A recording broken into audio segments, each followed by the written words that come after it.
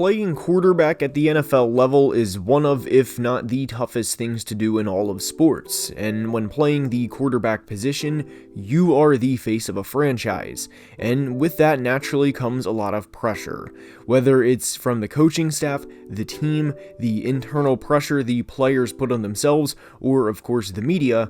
Quarterbacks hear about their performance nonstop and how they could have done this better or that better to get their team a win. And in today's video, we are going to discuss 4 quarterbacks that are under the most pressure entering the 2023 NFL season.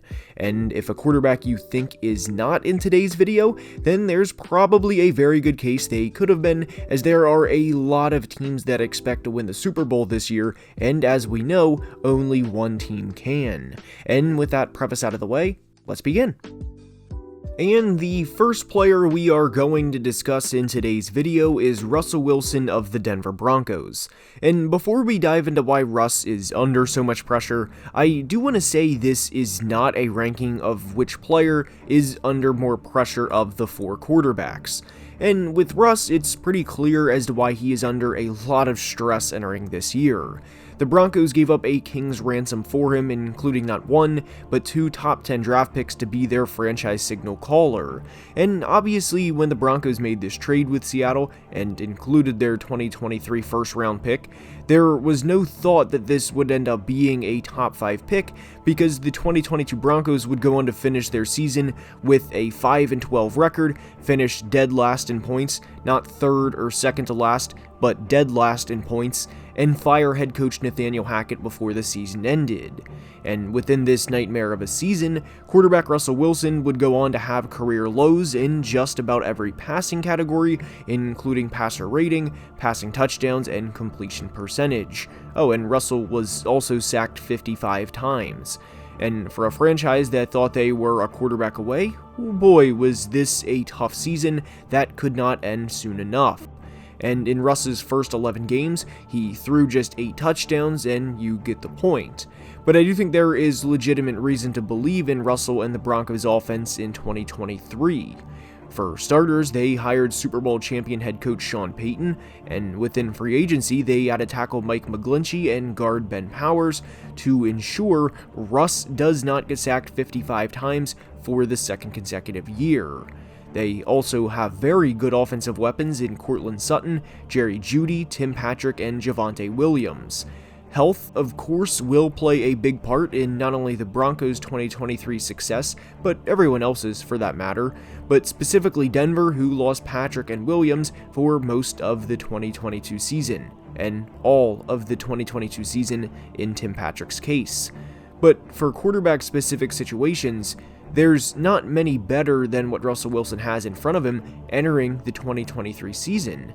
And because Denver was banking on a 9-time Pro Bowl player to continue to play at that level and not fall off a cliff as soon as he got to Denver, they naturally gave him a big contract. And Denver is locked into this contract for several years, as they gave him a 5-year, $242 million contract with over $160 million guaranteed. So Russ not only has enormous expectations entering this year from a team that expects to seriously compete, but he also has a ton of pressure to live up to that contract, which he most certainly did not in 2022. And by the way, I don't blame Denver for giving Russ a huge contract, as it was reasonable to assume that a player that was as good as Russ was in Seattle was going to continue the high level of play he's shown throughout his entire career, minus 2022. I didn't want that to come across as shade thrown at the Denver front office, because it wasn't, and a lot of people, myself included, would have gave Russ a big contract upon landing in Denver. But they were just 4-11 with Russ as their starter under center last year, which is a huge disservice to how good their defense was, and for that matter, how good their playmakers are on the offensive side of the ball. And Russell enters 2023 under a heaping amount of pressure. Next up is Lamar Jackson of the Baltimore Ravens, and you can probably guess why Lamar is in today's video. Over the past few years, there has been seemingly endless discussion about how Lamar and the Ravens were way off in contract negotiations, and the Lamar contract saga reached its peak this offseason. The Ravens at a point basically said, "We've offered you a fair deal, but go out and seek any offer you want," and nobody stepped up. Jalen Hurts got his contract done, and shortly after, Lamar and the Ravens topped that deal, and to make a long story short, Lamar is now a Raven for the next several years. But now that we have the contract in the rearview mirror, it's time to live up to that huge extension and do what the Ravens envisioned when they selected him in the first round back in 2018, which, of course, is to win a Super Bowl and bring the franchise their third Lombardi trophy. And make no mistake about it, Lamar has a ton of help on offense to lead the Ravens to a Super Bowl.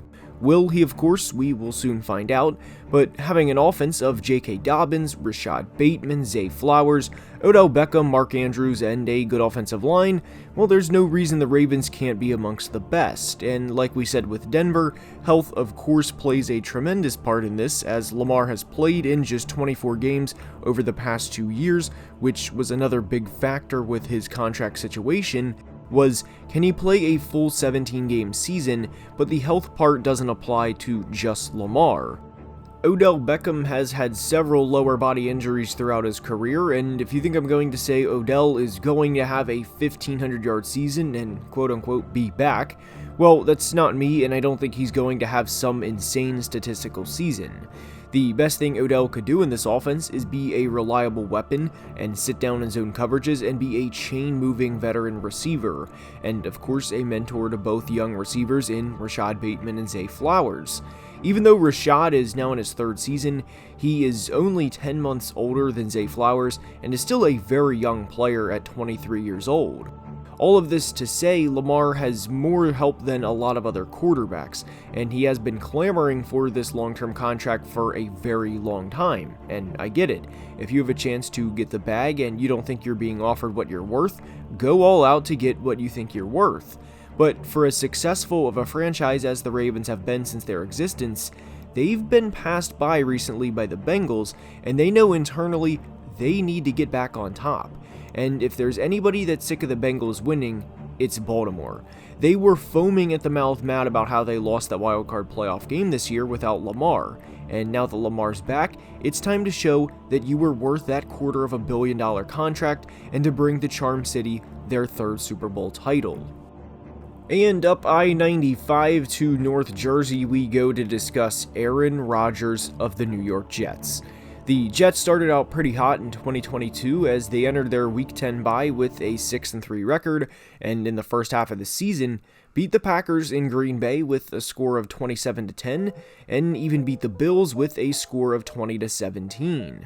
Their defense was great all season as they finished top 5 in points allowed, as they gave up an average of just 18.6 points per game, and if they had even a league average quarterback last year, it's not unreasonable to think they could have went 11-6 or 12-5. But now they do have a quarterback, and in the vaunted AFC, you have to have your guy to go toe-to-toe with the big guns in the conference, but what the Jets have that not a lot of the other premier teams have is an extremely talented defense to go right along with that offense. And the Jets not only brought in Aaron Rodgers, but will be getting Breece Hall back, who was very promising before he tore his ACL midway through his rookie year. And by bringing in Aaron, that comes with a lot of attention, of course, but also comes increased expectations. And during the Jets' final 5 games, which entering their final 5 games, they were at 7-5, and they put up an abysmal 44 points for an average of just 8.8 per game during the final 5 games of the season, which also included 15 total points in the final 3 games of the season. And for as good of a defense as the Jets have, putting up that little amount of points is going to be tough for any team to get a win during that span, let alone multiple wins. And they didn't notch a single W as they went 0-5. So now that they have the 4-time league MVP in Aaron Rodgers, the pressure is on for not just Aaron and the offense, but everyone. This franchise hasn't been to the playoffs in over a decade, and there's this belief now that, oh, hey, we got Aaron, we're good, and we're going to cruise to 11 or 12 wins just by having him. And that's certainly not the case. Could they? Of course, yes. And will they get double-digit wins? Probably. But just having Aaron does not guarantee anything. And hell, for all we know, Aaron could have a decline like Russell Wilson did in Denver.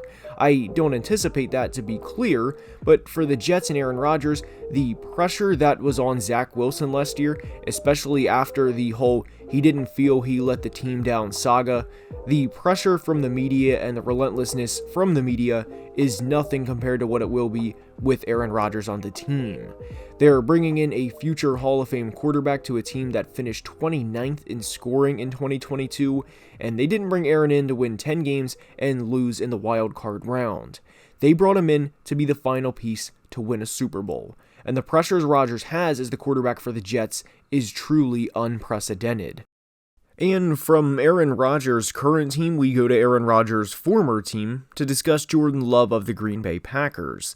And when Jordan was drafted in the first round back in 2020, it sent shockwaves through the entire NFL world because instead of giving Aaron a first-round weapon like T. Higgins or Michael Pittman, both of who were available when Love was selected, Green Bay opted to take Rodgers' heir apparent, and in 3 years, Jordan has only thrown 83 passes and has shown flashes both good and bad during his limited time. Because we are entering Jordan's 4th year in the NFL, the pressure is amped up quite a bit because 2023 is going to be not only his year to show if he is or is not the franchise quarterback for the next several years, but for any team like the Titans or Falcons, for example, who have Will Levis and Desmond Ridder at the moment, if they like what they see, they could look to bring him in down the road. So for Jordan, it's also a tryout year for all 32 teams in case he's average or shows flashes that teams think they can build around. And by the way, the Packers of course are the number one priority for Jordan, and I do want that to be clear, but nobody knows what he truly has at the moment. And you're in a division with the Vikings, who despite having 13 wins got their asses kicked in Green Bay in week 17 of the 2022 regular season, the Lions, who are on the rise but are not unbeatable by any means, and the Bears, who made strides this offseason but had the number one overall pick for a reason, meaning you can talk yourself into the Packers winning the division if, and of course this is a big if, Jordan Love plays not like an average quarterback, but a good quarterback. And with how quarterback contracts are, Jordan could very easily turn a 3-year backup start to his career into a very good season in 2023 with something along the lines of 28 or 29 passing touchdowns to 10 or 11 interceptions and roll that into a Geno Smith type deal. From an expectation standpoint, I certainly don't expect Jordan to come in and light up the league like we've seen from other quarterbacks over the past few years, but I think he can reasonably come in and throw 22 to 24 touchdowns to 11 or 12 interceptions and earn another year as the Packers starting quarterback. And yes, they do have him under contract through the 2024 season at the moment as they signed him to a 1-year extension, but in a lot of ways, if Love stinks it up this year, that 1-year deal, that extension, doesn't mean anything. They would keep him on the roster and look to pursue other options at quarterback because if he doesn't have it, why waste everyone's time? But I did want to address the contract part because I'm sure it would come up in the comments.